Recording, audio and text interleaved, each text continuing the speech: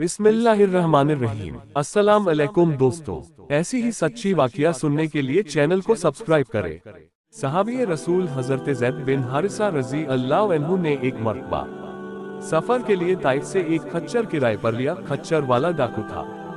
वो आपको सुवार करके ले चला और एक वीरान व सुनसान जगह पर ले जाकर खच्चर से उतार दिया और आपकी तरफ खंजर लेकर हमले के इरादे से बढ़ा। वहाँ हर तरफ लाशों के ढांचे बिखरे पड़े थे। आपने उससे फरमाया, ऐ शख्स, तू मुझे कत्ल करना चाहता है तो मुझे इतनी मोहलत दे देखी मैं 2 रकत नमाज पढ़ लूं। उस बदनसीब ने कहा कि अच्छा, तू नमाज पढ़ ले। तुझसे पहले भी बहुत से मकतूलों ने नमाजें पढ़ी थी मगर उनकी नमाजों ने उनकी जान न बचाई। हजरत ज़ैद बिन हारिसा फरमाते हैं, जब मैं नमाज से फारिग हुआ तो वो कत्ल करने के लिए मेरे करीब आ गया। मैंने दुआ मांगी और कहा, या रहमान रहीम। गैब से आवाज आए, ऐ शख्स, तू इनको कत्ल मत कर।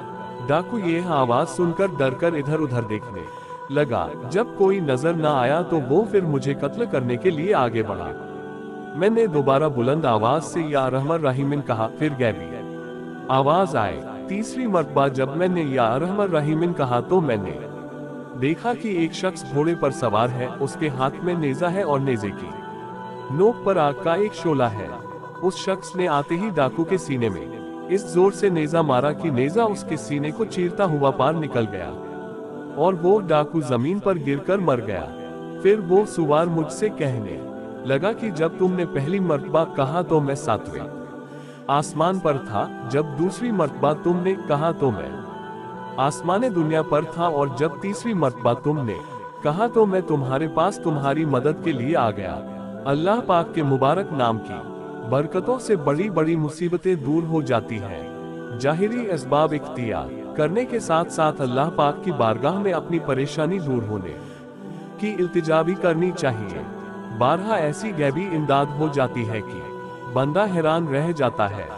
गुज़श्ता वाक़ये में जालिम डाकू की मौत का बड़ा इबरतनाक बयान है। अफसोस, कई परेशानियों और दुखों के अलावा चोरों डाकुओं ने असलहे के जोर पर छीना झपटी करके मुख्तलिफ तरह की ज़हनी जिस्मानी तकलीफों के साथ साथ महंगाई से परेशान अवाम में खौफो हिरास फैला रखा है। आए दिन चोरी डकैती की खबरें सुनने को मिलती है, बल्कि सोशल मीडिया पर अब ऐसी वीडियोस का सिलसिला बंद गया है। कहीं किसी गरीब के घर में घुसकर बच्ची का जहेज, जिसे वालिद और भाई खून पसीना बहाकर जमा करते हैं, उसे लूट कर ले जाते हैं, और कहीं मेहनत मजदूरी करने वाला तनख्वाह लेकर खुशी खुशी घर जा रहा होता है तो रकम छीनकर यह जालिम उस गरीब की खुशी को गम में बदल देते हैं। याद रखिए, चोरी डकैती हराम और जहन्नम में ले जाने वाला काम है। जुल्म सितम की आंधियां चलाकर असल के जोर पर या किसी भी तरह से चोरी डकैती करने वालों को खुदाए हाकिमीन की खुफिया तदबीर यानी छुपे फैसले से डरना चाहिए। जिंदगी का भरोसा नहीं, मौत किसी वक्त और कहीं भी आ सकती है। न जाने किस गोली पर आपका नाम लिखा हो। अखबारात में ऐसी खबरें भी आती हैं कि अपने ही साथी डाकू की गोली लगने से दूसरा डाकू मारा गया, और कभी चोर डाकू पुलिस की गोली का शिकार होकर अपने अंजाम को पहुंच जाते हैं। चोरों की बुराई के लिए इतना ही काफी है कि अल्लाह पाक के प्यारे आखिरी नबी मोहम्मद अरबी सल्लल्लाहु अलैहि वसल्लम ने फरमाया, चोर पर अल्लाह पाक ने लानत फरमाई है। आरिज़ी खुशियों और फानी दुनिया की खातिर चोरी डकैती के जरिए हराम माल जमा करने वालों को खौफे खुदा से घबरा कर बार गए रब्बुल इज्जत में सच्चे दिल से तौबा कर लेनी चाहिए कि अगर अल्लाह पाक की रहमत से दूर हो गए तो मरने के बाद क्या बनेगा। अगर कब्रो हश्र में अज़ाबे इलाही में गिरफ्तार हो गए तो फिर कौन बचाएगा।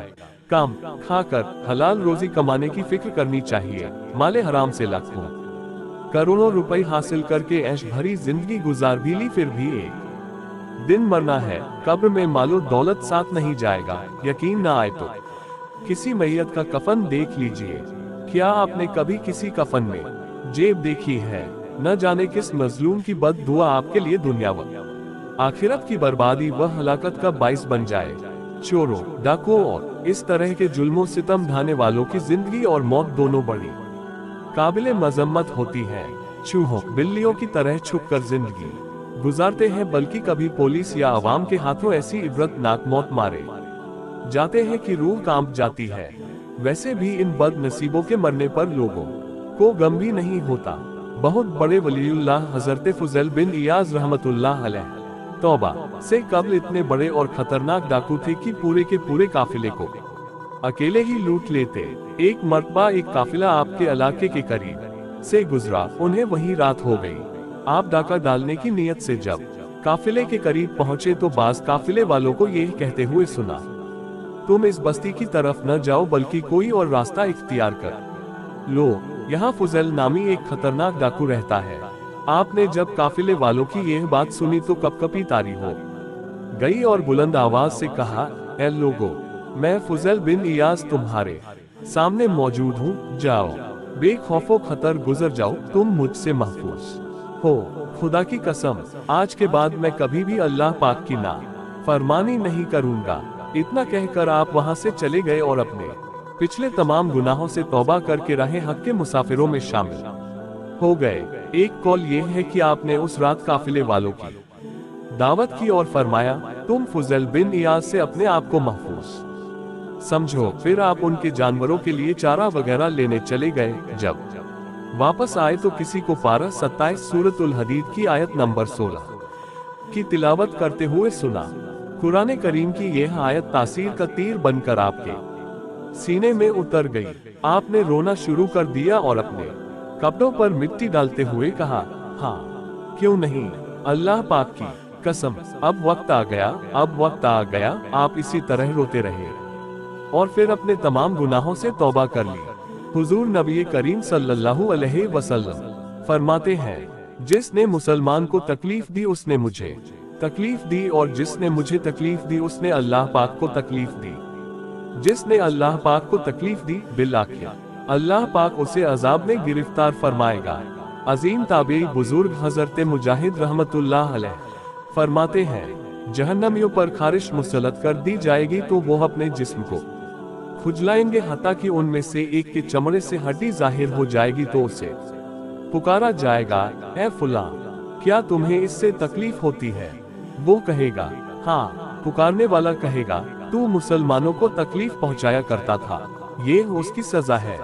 अल्लाह गनी की शान बेनियाजी के कुर्बान, जब वो नवाजने पर आता है तो कैसे नवाजता है। अल्लाह पाक को हिदायत फरमाते देर नहीं लगती। हजरत अबू बकर बिन हवार रहमतुल्लाह अलैह पहले रहजन यानी डाकू थे। काफिले के काफिले तन्हा लूटा करते थे। एक बार एक काफिला ठहरा, आप वहां तशरीफ ले गए। एक खेमे की तरफ गए। उस खेमे में औरत अपने शौहर से कह रही थी, शाम करीब है और इस जंगल में अबू बकर बिन हवार का दखल है, ऐसा न हो कि वो आ जाए। बस ये कहना उनका हादी यानी हिदायत का सबब हो गया। खुद से फरमाया, अबू बकर, तेरी हालत ये हो गई कि खेमों में औरतें तक तुझसे खौफ करती हैं और तू खुदा से नहीं डरता। उसी वक्त तौबा की और घर को लौट आए। रात सोए तो ख्वाब में ज़ियारत अक़दस से मुशर्रफ हुए। नबी करीम सल्लल्लाहु अलैहि वसल्लम के साथ अबू बकर सिद्दीक रज़ी अल्लाह अन्हु भी थे। आपने अर्ज किया, बैअत लीजिए।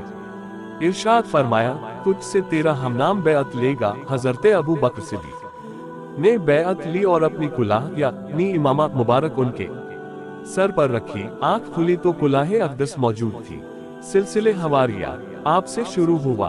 कत्ले मुस्लिम मामूली बात नहीं है। आजकल छोटी छोटी बातों पर जान से मार देना, गुंडागर्दी, दहशत गर्दी, डकैती, खानदानी लड़ाई, तअस्सुब वाली लड़ाइयाँ आम है। मुसलमानों का खून पानी की तरह बहाया जाता है। मरने के बाद कत्ल करने का अजाब सहा नहीं जा सकेगा। नबी करीम सल्लल्लाहु अलैहि वसल्लम ने इरशाद फरमाया, अगर जमीनों आसमान वाले किसी मुसलमान के कत्ल पर जमा हो जाए तो अल्लाह पाक सबको औंधे मुंह जहन्नम में डाल देगा। एक और हदीस पाक में है, एक मोमिन का कत्ल किया जाना अल्लाह पाक के नजदीक दुनिया के तबाह हो जाने से ज्यादा बड़ा है। हजरत अहमद बिन हर्ब रहमतुल्लाह अलैह के पड़ोस में एक शख्स के यहाँ चोरी हो गई। आप अपने दोस्तों के साथ उसकी गमख्वारी को तशरीफ ले गए। पड़ोसी ने बड़ी खंदा पेशानी से उनका इस्तकबाल किया। हजरत अहमद बिन हर्ब ने फरमाया, हम तुम्हारी चोरी होने का अफसोस करने आए हैं। पड़ोसी बोला, मैं तो अल्लाह पाक का शुक्र अदा कर रहा हूँ और मुझ पर उसके 3 शुक्र वाजिब हो गए हैं। एक ये कि दूसरों ने मेरा माल चुराया है, मैंने नहीं। दूसरा ये कि अभी आधा माल मेरे पास मौजूद है। तीसरा ये कि मेरी दुनिया को नुकसान पहुंचा है और दीन मेरे पास है। अल्लाह वालों की भी कितनी प्यारी सोच होती है कि माल गया ईमान तो नहीं गया, कुछ माल गया है सब तो नहीं गया। अल्लाह पाक के नेक बंदे जबान पर शिकवा शिकायत नहीं लाते, हर हाल में अल्लाह पाक की रज़ा पर सब्र करते और अज्र पाते हैं। ईमान अनमोल दौलत है, ये सलामत है तो कुछ गम नहीं होना चाहिए। हमें भी चाहिए कि अपने ईमान की हिफाजत की फिक्र करते रहा करें।